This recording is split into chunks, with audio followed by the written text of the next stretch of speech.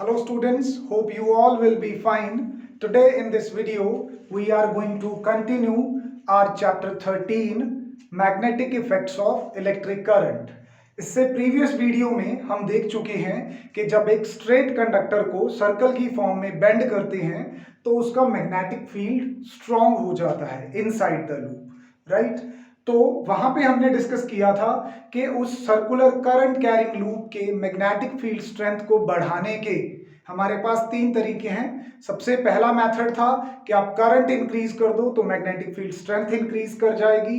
The second was कि अगर हम उस लूप का रेडियस कम कर दें, if we smaller the loop, तो भी magnetic field strength inside in the interior of the loop increase हो जाएगा। एक तीसरा फैक्टर था कि अगर हम नंबर ऑफ लूप्स बढ़ा दें, means we have many turns, तो वहां पे मैग्नेटिक फील्ड पैटर्न जो है, मैग्नेटिक फील्ड स्ट्रेंथ जो है वो एड अप हो जाती है हर एक लूप की और फील्ड क्या हो जाता है, strong. Today we are going to continue with that. Suppose हमारे पास एक कॉपर वायर है, ठीक है। उस कॉपर वायर की हमने काफी सारी लूप्स बना ली यहां पे,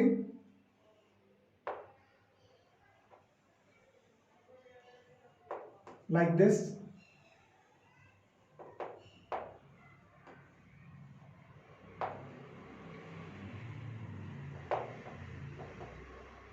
All of them are of equal size, right? अब क्या करें कि यहां पे एक बैटरी या सेल अटैच कर दें and we have a switch here so that we can desirably on and of.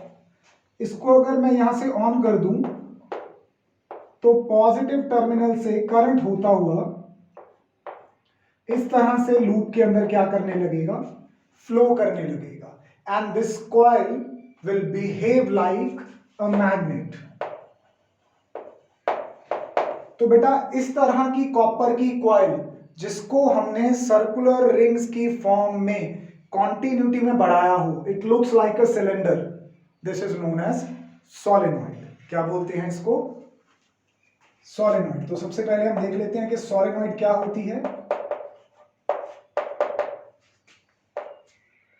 ये होती है हमारे पास cylindrical coil,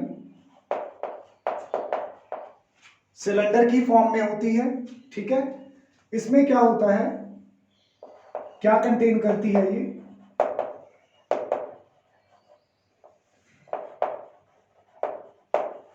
containing turns of insulated copper wire।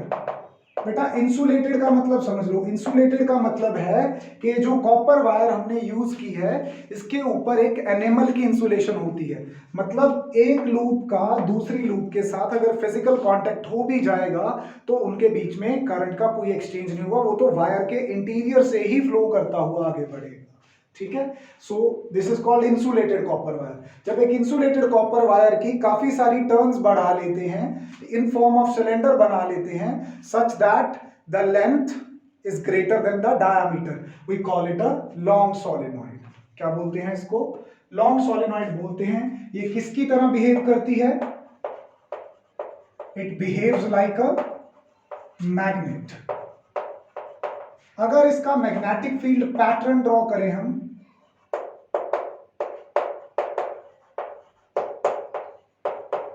You will be surprise to know कि एक solenoid का magnetic field pattern जो होता है, इट इज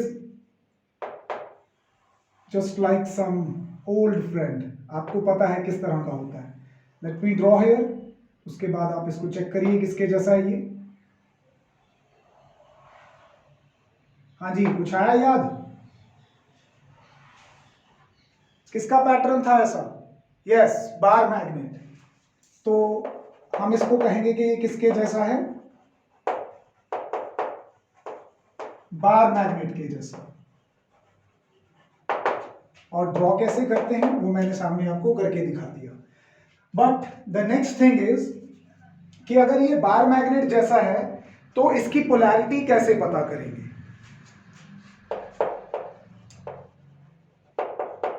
पोलैरिटी का यहाँ पे मेरे मतलब क्या है कि जो एक बार मैग्नेट होती है उसका एक एंड नॉर्थ की तरह बिहेव करता है और दूसरा एंड साउथ पोल की तरह। सो यहाँ पे सोलेनॉइड के नॉर्थ साउथ पोल कैसे डिसाइड करेंगे? प्रैक्टिकली तो हम कर सकते हैं, इसको क्या करेंगे,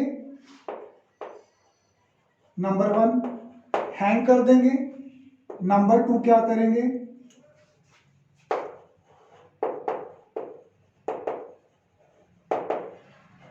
bringing north pole of a bar magnet, इसको ऐसे लटका के हवा में स्टैंड के साथ या सीलिंग के साथ, इसके पास एक मैग्नेट का, बार मैग्नेट का नॉर्थ पोल लेके आओ, दोनों एजेस पे, एक एज को ये अट्रैक्ट करेगा, एक को रिपेल करेगा।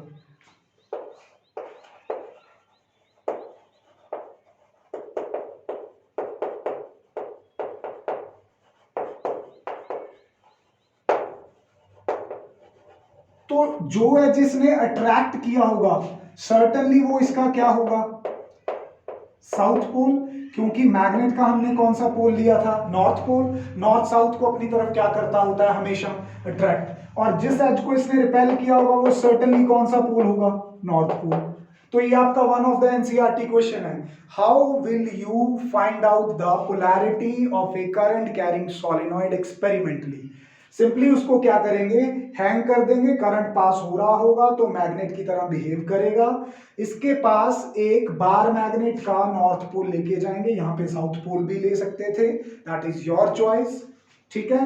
जब इसको लेके जाएंगे दोनों एजेस के पास तो एक एज अट्रैक्ट करेगा, एक एज रिपेल करेगा, तो जो पोल आपने लिया होगा यहाँ पे बार मैग्नेट का, for example I chosen north, ठीक है, तो जो एज अट्रैक्ट हुआ होगा सर्टेनली वो कौन सा होगा, सोलेनॉइड का साउथ पोल, और जो रिपेल हुआ होगा वो कौन सा होगा, north pole, because of the property similar poles repel each other, dissimilar poles attract each other. So it is quite simple.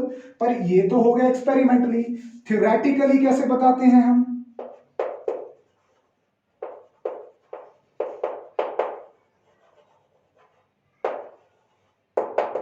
Theoretically कई बुक्स इसको क्लॉक रूल की हेल्प से जस्टिफाई करती हैं, दैट्स गुड, पर मेरे पास यहां पे +2 क्लास से एक और बेहतर रूल है, ठीक है, we call it ampere right hand rule. बेटा याद रखना, बुक्स में नहीं मिलेगा 10th की, ये दिस कम्स इन +2, तो मैं वहां से बता रहा हूं आपको। एम्पियर राइट हैंड रूल क्या कहता है, लुक एट दिस सोलेनॉइड, इसमें करंट कैसे जा रहा था लूप्स के अंदर, इस तरह से, this was the fashion of the current, manner of the current in which it was flowing. तो सोलेनॉइड को अपने राइट हैंड में रखो और अपनी फिंगर्स को वैसे ही कर्ल करो जैसे उसकी कॉइल्स में करंट आ रहा है। अब अगर ये वो सिलेंड्रिकल लूप है जिसमें करंट इस तरह से जा रहा है, look at the motion of my hand, तो मैं अपनी फिंगर्स को ऐसे ही कर्ल करूंगा, लाइक दिस। सभी लूप्स में करंट ऐसे जा रहा था, इन दिस मैनर, तो मैं अपने हाथ की फिंगर्स को वैसे ही कर्ल करूंगा। जिस तरह से हाथ की फिंगर कर्ल करूंगा तो मेरा थंब एक पर्टिकुलर डायरेक्शन में हो जाएगा, जिस डायरेक्शन में थंब पॉइंट करेगा उधर सर्टेनली आपका नॉर्थ पोल होगा, और दूसरी तरफ ऑटोमेटिकली कौन सा पोल होगा, साउथ पोल। तो अगर मैं हमारी डायग्राम की बात करूं तो इसमें करंट ऐसे ऊपर से बाहर को आ रहा था और नीचे से अंदर को जा रहा था। So the fingers will curl like this, मेरा थंब इधर को जाता है तो सर्टेनली मेरे डायग्राम का इधर कौन सा पोल होने वाला है, नॉर्थ पोल, और इधर कौन सा पोल होने वाला है, साउथ पोल। अब हमें पता है मैग्नेटिक फील्ड लाइंस आउटसाइड किधर से किधर ट्रैवल करती हैं, नॉर्थ से साउथ की तरफ, ठीक है, और इनसाइड द सोलेनॉइड कैसे ट्रैवल करती हैं, साउथ से नॉर्थ की तरफ। तो इस तरह से मैग्नेटिक फील्ड डायरेक्शन को डायरेक्शंस असाइन कर सकते हैं, ठीक है। कौन सा रूल है बेटा, एम्पियर राइट हैंड रूल। क्या कहता है, curl your fingers around the solenoid in such a manner that the curling of fingers represents the direction of current, then the extended thumb, ये जो खिंचा हुआ थंब है, extended thumb points in the north pole, ये किस तरफ point करेगा? North pole की तरफ पॉइंट करेगा। So that's very clear. एक सिंपल डायग्राम के थ्रू अगर मैं आपको दिखाऊं, सपोज मेरे पास ये कोई कार्डबोर्ड की या किसी भी चीज की या सिंपली कोई कोर है, इसके ऊपर कॉपर की वाइंडिंग है लाइक दिस, ठीक है। इसमें करंट ऐसे आ रहा है। अगर इसमें करंट ऐसे आ रहा है तो मैं अपनी फिंगर्स को वैसे ही कर्ल करूंगा, ठीक है। ये है, ऐसे कर्ल करूंगा इसके अबाउट, ठीक है। इसमें करंट ऐसे आ रहा था तो इधर कौन सा पोल होने वाला? नॉर्थ पोल, और इधर साउथ। अगर यही लूप मेरे पास इस तरह से होती लाइक दिस, और करंट जा रहा होता इनमें ऐसे, तो मैं अपनी फिंगर्स को इसके अबाउट ऐसे कर्ल करता, मेरा थंब इधर पॉइंट कर रहा है तो इधर सर्टनली नॉर्थ पोल होता और इधर सर्टनली साउथ पोल होता। So Ampere right hand rule is very simple rule, जिसकी हेल्प से आप नॉर्थ साउथ पोलैरिटी पता लगा सकते हो। चलो, अब मैग्नेटिक फील्ड पैटर्न और पोलैरिटी पता चल गई है। So according to lecture flow पहले 2 पॉइंट्स हमारे क्लियर हैं। Let's get continued with the third point. Third point क्या है कि कौन कौन से फैक्टर्स हैं जो इस मैग्नेटिक फील्ड पैटर्न को, किसके? सॉलिनॉइड के अफेक्ट करेंगे। तो फैक्टर्स यहां पे हमारे पास कौन कौन से हैं? सबसे पहला फैक्टर तो बेटा वही है, करंट। जितने ज्यादा एम्पियर करंट फ्लो करेगा मैग्नेटिक फील्ड उतना ही स्ट्रांग होगा। दूसरा फैक्टर है इसकी नंबर ऑफ टर्न्स। इसको तो हमने लास्ट लेक्चर में डिस्कस कर लिया था। सपोज आपने कॉपर वायर को 100 बार लपेटा, फिर इसी के ऊपर कॉपर वायर को 200 बार लपेटा, ठीक है। सो जो जिसमें आपने 200 बार लपेटा है तब मैग्नेटिक फील्ड ज्यादा स्ट्रांग होगा, क्योंकि आपने ज्यादा लूप्स बना दी। More the number of loops stronger is the field, ठीक है। एक तीसरा फैक्टर भी होता है बेटा, which is the initiation of our next topic.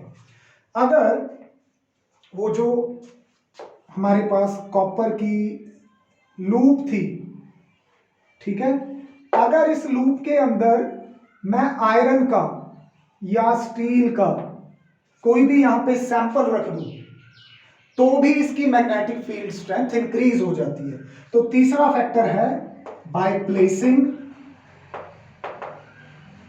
And specially यहां पे कौन सी कोर? आयरन कोर रखने से सबसे ज्यादा स्ट्रॉन्ग होता है। क्यों? इसका रीजन क्या है? Iron, soft iron, typically soft iron को इजीली मैग्नेटाइज किया जाता है। ये जो सॉलिनॉइड है ना, ये जो स्ट्रॉन्ग मैग्नेटिक फील्ड पैदा करते हैं। हमने देखा कि सॉलिनॉइड के इंटीरियर में मैग्नेटिक फील्ड कैसा था, इस तरह से लाइंस जा रही थी साउथ से नॉर्थ की तरफ, ठीक है। तो ये एक स्ट्रॉन्ग मैग्नेटिक फील्ड होता है। स्ट्रॉन्ग मैग्नेटिक फील्ड के अंदर अगर मैं सॉफ्ट आयरन रखूंगा तो ये मैग्नेटाइज होकर बहुत स्ट्रॉन्ग फील्ड प्रोड्यूस करेगा, ठीक है। अभी जब हम किसी सॉलिनॉइड के कोर में सॉफ्ट आयरन रख देते हैं, दिस बिकम्स, इसी को बेटा हम क्या बोल देते हैं? इलेक्ट्रोमैग्नेट। तो अगर एग्जाम में आपके पास आता है व्हाट इज इलेक्ट्रोमैग्नेट, क्या होती है? ये solenoid with A soft iron core. एक ऐसी सॉलिनॉइड जिसकी कोर सॉफ्ट आयरन की बनी हुई है उसको हम इलेक्ट्रोमैग्नेट बोल देते हैं। तो सॉलिनॉइड का यूज क्या है? चीजों को मैग्नेटाइज करने में, यानी कि इलेक्ट्रोमैग्नेट्स बनाने में काम आता है। अब इलेक्ट्रोमैग्नेट के यूजेस तो हमें बहुत अच्छे से पता है। इलेक्ट्रोमैग्नेट्स को हम डोरबेल के अंदर यूज करते हैं, बजर्स के अंदर यूज करते हैं, ठीक है, अलार्म्स के अंदर यूज करते हैं, आपके जो टॉयज बनते हैं उसके अंदर यूज करते हैं, और ये टू लिफ्ट हैवी मशीन्स, कोई आयरन की बहुत भारी मशीन है, आयरन की हैवी चीजें हैं, ठीक है, तो क्रेन्स के आगे स्पेशली हम क्या लगाते हैं? इलेक्ट्रोमैग्नेट्स लगाते हैं, ठीक है। अभी ये देख लें कि इलेक्ट्रोमैग्नेट्स के अलावा जो परमानेंट मैग्नेट्स होती हैं हमारे पास, नेक्स्ट कॉन्सेप्ट जो मैं आपसे डिस्कस करने वाला हूं that is of permanent magnets. Permanent magnets क्या होती हैं, कैसे बनाते हैं, ठीक है। इसके रिगार्डिंग नेशनल ज्योग्राफी चैनल पे एक वीडियो पड़ी है, how do we make magnets. उसको आप जरूर देखिए, यूट्यूब पे सर्च करके, इट इज वेरी इंटरेस्टिंग। यहां पे मैं आपको बताता हूं कि परमानेंट मैग्नेट्स हम कैसे बनाते हैं।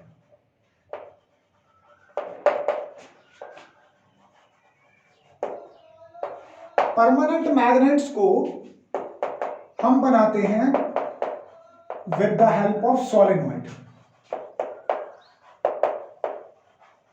अब आप कहोगे कैसे? मैंने अभी आपको बताया कि सोलेनॉइड की जो लूप है, अगर इसके अंदर मैं कोई ये मटेरियल रख दूं और कुछ देर के लिए इसको मैग्नेट की तरह बिहेव करने दूं सोलेनॉइड को, तो इसमें जो मैग्नेटिक फील्ड प्रोड्यूस होगा ना, वो इस अंदर रखे सैंपल को भी क्या कर देगा, मैग्नेटाइज कर देगा। और ये किसकी तरह बिहेव करने लगेगा? सैंपल मैग्नेट की तरह बिहेव करने लगेगा। This is how simply you can make permanent magnets. अभी मटेरियल कौन कौन से यूज करते हैं परमानेंट मैग्नेट बनाने के लिए? परमानेंट मैग्नेट्स बनाने के लिए हम काफी सारे मटेरियल्स यूज कर सकते हैं। यहां पे काफी टाइप का स्टील यूज करते हैं हम, जैसे कि कार्बन स्टील यहां पे हम यूज कर सकते हैं, कोबाल्ट स्टील यूज कर सकते हैं, क्रोमियम स्टील यूज कर सकते हैं, राइट। कुछ एलॉयज जैसे कि एलनिको यूज कर सकते हैं, एक एलॉय और होता है निपर मैग। तो इन सब एलॉयज को हम ये परमानेंट मैग्नेट बनाने के लिए यूज कर सकते हैं। ऐसा क्या खास होता है इन मटेरियल्स में? दो प्रॉपर्टीज इंपॉर्टेंट है बेटा। अगर आपको किसी मटेरियल से परमानेंट मैग्नेट बनानी है तो उसमें दो प्रॉपर्टीज आपको देखनी चाहिए। ध्यान से सुनना, इनके नाम नए हैं पर आपको समझ में आएगा। सबसे पहला प्रॉपर्टी जो इसमें होना चाहिए वो है रिटेंटिविटी। क्या होनी चाहिए? रिटेंटिविटी। रिटेन करने का मतलब क्या होता है? संभाल के रखना, ठीक है। रिटेंटिविटी जो होनी चाहिए वो इनकी हाई होनी चाहिए। जो भी आप परमानेंट मैग्नेट बनाते हो, क्या एक्सपेक्ट करते हो उससे? कि सालों साल ठीक ठाक रहे, मैग्नेट बनी रहे, वो डीमैग्नेटाइज ना हो। तो उसके लिए आपको रिटेंटिविटी हाई चाहिए होगी, और इन मटेरियल्स की रिटेंटिविटी हाई होती है। दूसरा, कोरेसिविटी, ये भी हाई होनी चाहिए। कोरेसिविटी का मतलब क्या होता है कि जब भी आप किसी मैग्नेट को डीमैग्नेटाइज करने की कोशिश करते हो, ठीक है, तो वो आसानी से नहीं होना चाहिए अगर अच्छी मैग्नेट है। अगर लो क्वालिटी की मैग्नेट है तो जल्दी से मैग्नेटिज्म अपना क्या कर देगी? लूज कर देगी। तो उसकी कोरेसिविटी अगर हाई होगी तो अगर बाहर से उसको कोई खराब करने की कोशिश करेगा वो जल्दी से खराब नहीं होगी। तो जो भी मटेरियल हम यहाँ पे चूज करना चाहते हैं परमानेंट मैग्नेट बनाने के लिए, उसकी रिटेंटिविटी और कोरेसिविटी दोनों क्या होनी चाहिए? हाई होनी चाहिए। समझ में आया? हालांकि जो इलेक्ट्रोमैग्नेट्स हैं उनमें हमें रिटेंटिविटी हाई चाहिए होती है, कोरेसिविटी लो चाहिए होती है। No, we need both of them as low. वो उसको डिफरेंस में समझाता हूं मैं आपको, ठीक है। देन वी हैव डन कि हमें मटेरियल्स कौन से चाहिए। Let's get to the finally last point. क्या डिफरेंस है इलेक्ट्रोमैग्नेट्स में और परमानेंट मैग्नेट्स में? परमानेंट मैग्नेट्स के यूजेस तो पता है ना सबको, वो तो हम स्पीकर्स में जहां पे भी हमें जरूरत होती है हम यूज कर लेते हैं। डिफरेंट शेप्स भी हमने डिस्कस की हुई हैं, cylindrical magnets, bar magnets, doughnut magnets, काफी तरह की शेप्स आती हैं हमारे पास। अच्छा, अभी फाइनली डिफरेंस डिस्कस कर लेते हैं। This is again one of the important question. किस किस का डिफरेंस डिस्कस करूंगा मैं आपके साथ? एक तो मैं डिस्कस करूंगा इलेक्ट्रोमैग्नेट का, किसके साथ बेटा? परमानेंट मैग्नेट के साथ। अच्छा, सबसे पहला पॉइंट तो जो है वो ये है कि इलेक्ट्रोमैग्नेट्स में आप चेंज ऑफ पोलैरिटी कर सकते हो। कैसे? करंट पे डिपेंड करता है भाई। करंट इस तरह से जा रहा है तो नॉर्थ पोल इधर होगा, साउथ पोल इधर होगा। अगर करंट आप इस तरह से ले आओ तो इधर नॉर्थ बन जाएगा, उधर south. So the polarity of the electromagnet can be changed by simply changing the direction of current. Permanent magnets की जो पोलैरिटी होती है वो आप चेंज नहीं कर सकते. Right. The second point is, जो इलेक्ट्रोमैग्नेट्स होती हैं इनको आप जितना मर्जी चाहे स्ट्रॉन्ग बना सकते हो. सो दे आर स्ट्रॉन्गर कंपैरेटिवली. किसके कंपैरेटिवली? परमानेंट के. लेकिन जो परमानेंट मैग्नेट्स हैं उनको एक लेवल तक ही मैग्नेटाइज किया जा सकता है, उसके बाद सैचुरेशन हो जाती है. तो इनकी जो मैग्नेटिक फील्ड स्ट्रेंथ है वो रिलेटिवली या कंपैरेटिवली क्या होती है? वीकर. थर्ड आ जाता है कि इलेक्ट्रोमैग्नेट्स से हम क्या चाहते हैं कि जब हम स्विच ऑन करें तब वो स्ट्रॉन्ग मैग्नेट बन जाए, जब हम स्विच ऑफ करें तो वो नॉर्मली बिहेव करें बिना मैग्नेटिक प्रॉपर्टीज शो किए. बल्कि इलेक्ट्रोमैग्नेट होती ही यही है कि जो मैग्नेट की तरह बिहेव करे. कब? जब उसमें इलेक्ट्रिसिटी पास करे, और बाकी टाइम पे नॉर्मली बिहेव करे. तो यहां पे इलेक्ट्रोमैग्नेट के अंदर जो हम मटेरियल यूज करते हैं उसकी जो रिटेंटिविटी और जो कोर्सिविटी है वो हमें क्या चाहिए? लो. और इसके अंदर दोनों क्या चाहिए? High. So these are the some of difference between electromagnets and permanent magnets. That's all about today's lecture. Hope you have understood the things, right? Let's meet in the next video with new topic. Till then, take care of yourself. Goodbye.